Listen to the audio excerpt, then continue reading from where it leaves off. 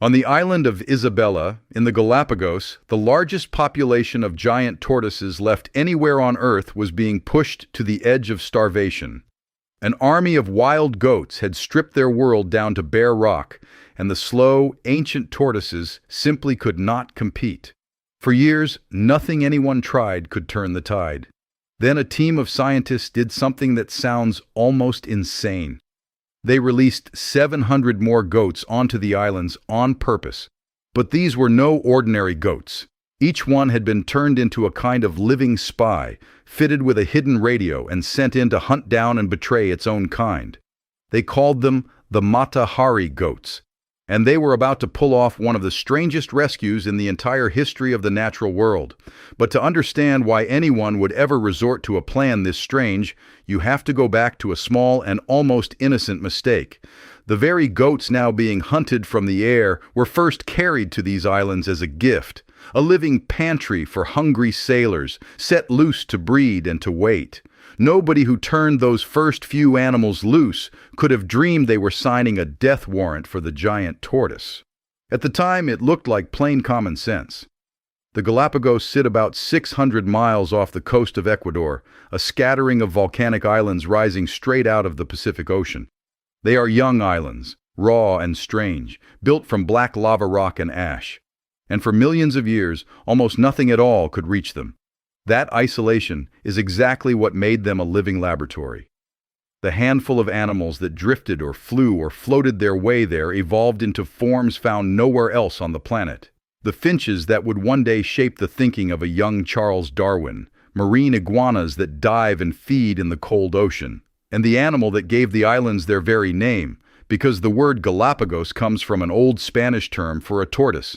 These were, quite literally, the Tortoise Islands. The Galapagos giant tortoise is one of the largest land reptiles alive today. A big one can weigh more than 500 pounds and stretch over 5 feet from nose to tail. They can outlive any of us, pushing well past 100 years, and a rare few perhaps far longer than that. They move across the highlands like slow gray boulders, grazing on grasses and low shrubs, soaking in warm wallows of mud and rainwater.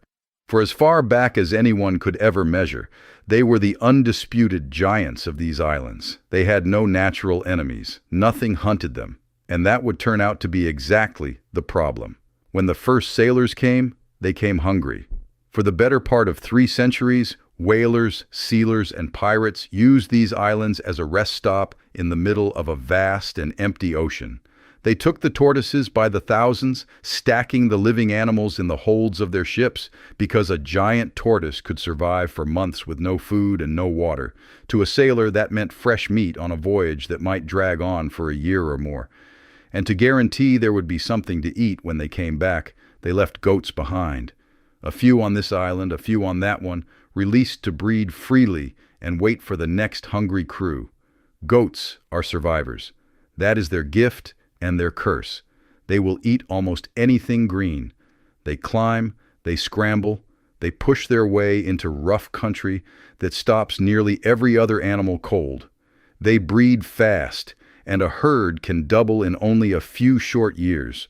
On a mainland, wolves and big cats and disease keep their numbers honest.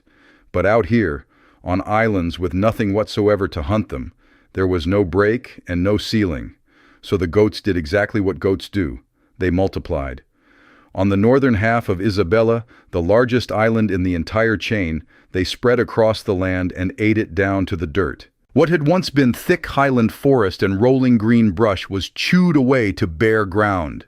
By some estimates, more than 100,000 goats were roaming that single island, an island larger than the whole state of Rhode Island. On the island of Santiago, tens of thousands more were doing precisely the same. And every last mouthful of grass a goat swallowed was a mouthful that a tortoise would now never get. For the tortoises, the arrival of the goats was a disaster unfolding in slow motion. These reptiles had spent countless generations as the great grazers of the highlands, and now a faster, hungrier rival was stripping the land bare quicker than it could ever recover. The shade trees the tortoises rested beneath were gnawed and killed. The grasses they lived on thinned out and vanished. With the plant cover gone, the tropical sun baked the naked soil hard, and when the rains finally came, they washed that exposed earth right down the volcanic slopes and out into the sea. The islands were not merely losing their plants. They were losing the very ground that held all of it together. The scientists watching this understood something deeply chilling. The giant tortoise reproduces on a clock that has no interest whatsoever in human urgency. A female may not be old enough to breed until she is 20 or even 30 years old. She lays her eggs in the warm ground and walks away, and most of what hatches never lives long enough to grow up. A population built like that simply cannot bounce back quickly from anything. Take away too many or starve away too many, and the slide can grind on for 100 years before anyone fully grasps how close to the edge things have come. On Alcedo volcano, in the north of Isabella, lived the single largest population of giant tortoises left anywhere in the world. Thousands of them gathered on the misty slopes of one great mountain, and the goats were closing in. If that mountain fell, if the herds ate their way across Alcedo the way they had chewed through everywhere else, the last true stronghold of the entire species could collapse. This had stopped being a story about untidy islands and a few too many goats. It had become a countdown to the loss of an animal that walked this world long before there were any people around to watch it. Something had to be done. The real question was what, because nothing anyone had ever tried before was built for a problem this enormous. In the late 1990s, a coalition came together to attempt something a great many people believed was flatly impossible. The Galapagos National Park and the Charles Darwin Foundation, backed by millions of dollars in international funding, launched an effort that came to be known as Project Isabela. The plan was staggering in its ambition. They would remove every last goat from the northern half of Isabella and from the island of Santiago. This was the part that made even seasoned biologists shake their heads. The goal was total eradication, not control. That distinction sounds like a small one. It is the whole ball game. Killing off most of the goats accomplishes almost nothing at all, because the survivors will simply breed the numbers right back within a handful of years. To actually rescue the tortoise, the teams had to locate and remove the very last living goat on the island. And on terrain this wild and this vast, the last animals are always the hardest ones of all. The wariest. The ones that have learned, the hard way, how to disappear. So they came at the problem in waves. First came the hunters on foot, working the land with specially trained dogs brought in from as far away as New Zealand. Dogs taught to track goats through the thickest brush without ever laying a tooth on a tortoise. Then came the phase that looks like something straight out of an action movie. Helicopters swept low over the black lava fields and the steep highland slopes with expert marksmen firing on the herds from the open door. Month after month, the goats fell by the tens of thousands. From the air, the teams could finally reach ground that no human being could ever climb to on foot. And for a while, it worked astonishingly well. But then the killing slowed. Not because the teams had gotten any worse at it, but because the goats had gotten so much harder to find. When a landscape holds 100,000 animals, they are everywhere. Impossible to miss. When it holds only a few hundred, scattered across an island bigger than an entire state, tucked away in deep ravines and lava caves and dense tangled thickets, the arithmetic turns hard against you. A helicopter can pass over the very same empty ridge 50 times and never once spot the handful of goats hidden in the shadows just below. The final sliver of the job, the part that would actually decide whether the tortoise lived or died, was proving harder than everything that had come before it put together. The teams had already poured in years of work and millions of dollars. They had cleared almost every goat off of 2 enormous islands. And now they were staring straight at the cruel law of eradication. Almost is not good enough. Leave behind even a few dozen goats, a few pregnant females holed up somewhere in the hills, and within 10 years you are right back where you began, with the tortoise still sliding toward the end. They needed a way to find the unfindable, and the answer they landed on is one of the most cunning ideas in the entire history of wildlife conservation. Before I show you exactly how they pulled it off, if you are the kind of person who loves a story like this one, where good science and pure human stubbornness managed to drag something back from the edge of disaster, take a moment and subscribe. It is the surest way to make certain the next story like this finds its way to you. Now, back to the islands and to the trap that the goats never saw coming. The whole idea grew out of one simple fact about goats. They are herd animals, right down to the bone. A goat left entirely on its own is a nervous, miserable creature. Every instinct it has is screaming at it to go and find others of its own kind, to be part of a group, because in the wild, a lone goat very soon becomes a dead goat. The scientists looked hard at that instinct, and they realized it could be turned into a weapon. The method was almost absurdly simple. They would capture a goat, fit it with a radio collar, and then set it free all by itself back out into the wilderness.